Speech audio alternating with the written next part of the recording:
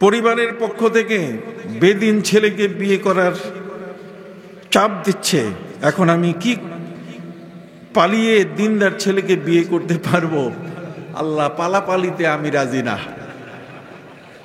কতক্ষণ না পালাপালিতে কি রাজি না। যে ছেলেটার কাছে আপনি যাচ্ছেন সেই ছেলেটা এমনও হতে পারে যে ধোঁকাবাজ, আপনার ইজ্জত সম্মান লুফে নিবে, কিন্তু আপনার মর্যাদা শেষ পর্যন্ত ধরে রাখতে পারবে।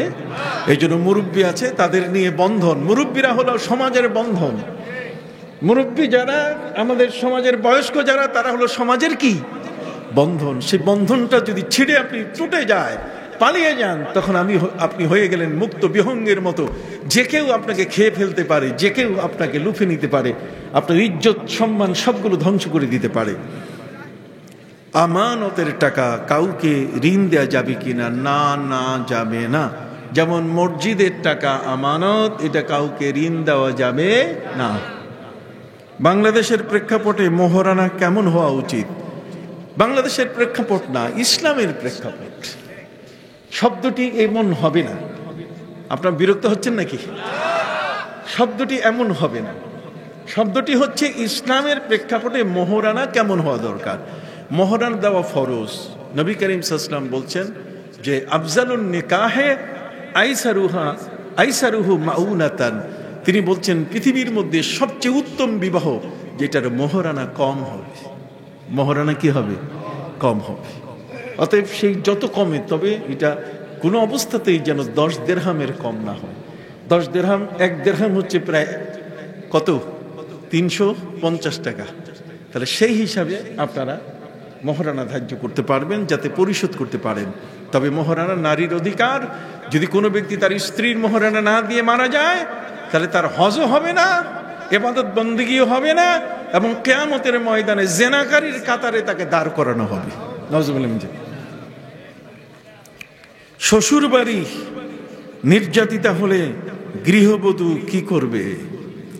গৃহবধূ আসিয়ার ভূমিকা নেবে। কার ভূমিকা? আসিয়ার উপর কি নির্যাতন হয় নাই? শাশুড়িরা এখন ওরকম পাইলেই করে। কাজেই আপনিও একদিন শাশুড়ি হবেন। শাশুড়ির প্রতি আপনি আপনার কৌশলী ভূমিকা রাখবেন।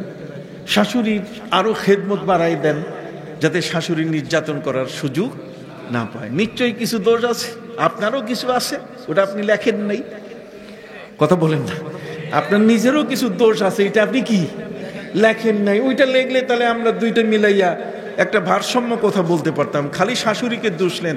আপনি কি কোনোদিন শাশুড়ির তাহাজ্জুদ নামাজের জন্য গরম পানি, তার খাবার সময় কি খাবারটা তার সামনে দিছেন? আপনি দেন নাই। কথা বুঝতে পারলেন? আপনি শাশুড়ির জুতাটা কখনো সোজা করে দিছেন? আপনি দেন নেই। শাশুড়ির কাপড়টা কখনো ধুয়ে দিছেন?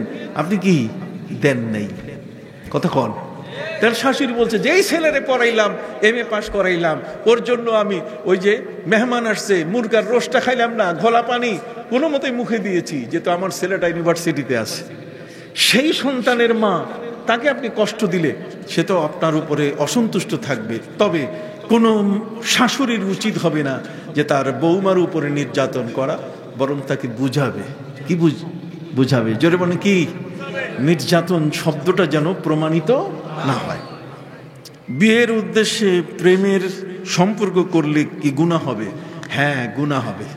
তার কারণ নবী করিম সাল্লাল্লাহু আলাইহি ওয়াসাল্লাম বলছেন একজন মহিলার দিকে একবার দৃষ্টি দেওয়া যাবে, দ্বিতীয়বারই জেনা। কি বলেন, ঠিক কিনা? কাজে প্রেমের সম্পর্ক করলে তখন ওই আকাশ বাতাস সাক্ষী, জঙ্গলের মধ্যে গাছপালা সাক্ষী। কথা বুঝেন নাই?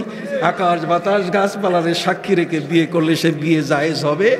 এমনকি যদি কেউ একাকী, দুইজনে মিলে আল্লাহ রসুলকে সাক্ষী মেনে যদি বিয়ে করে, এটাও জায়েজ হবে না। মানুষ, আল্লাহ শর্ত দিয়েছেন কি দিতে হবে? মানুষ সামনে থাকতে হবে।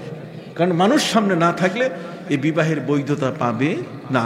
এই জন্য নবী করিম সাল্লাল্লাহু আলাইহি ওয়াসাল্লাম বলছেন আলিনু বিদ্দাফ, বিবাহটা দপ বাজাইয়া হলেও সবাইকে জানাইয়া করে দিও, যাতে এই ছেলে আর মেয়ে রিকশায় চড়ে গেলে কেউ যেন বলতে না পারে যে এরা অসৎ। আমি কি বুঝাইতে পারছি?